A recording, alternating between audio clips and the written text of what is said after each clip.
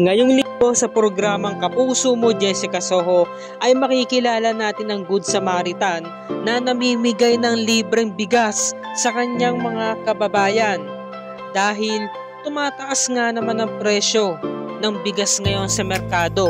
Ngunit merong isang napakabuting tao ang namimigay lamang ng libre. Sino ba ito? Ayon kasi sa istorya ni Teacher Jeric, nagsimula po last year na namimigay ako ng bigas.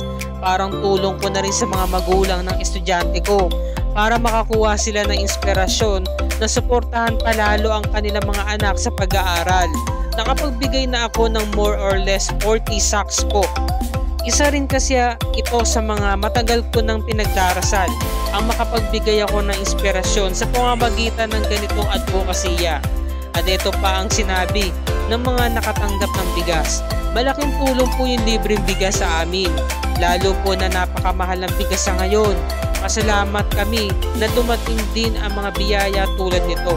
Bukas ng gabi mga kapuso ay mas makikilala pa natin si Teacher Jeric at makikilala rin natin ang mga kalugar niya na nabigyan niya ng mga bigas at alamin pa natin ang karagdagang istorya ng nakaka-inspire na kwento ng kanyang buhay. Sabay-sabay natin pakatutukan yan ngayong linggo ng gabi mga kapuso.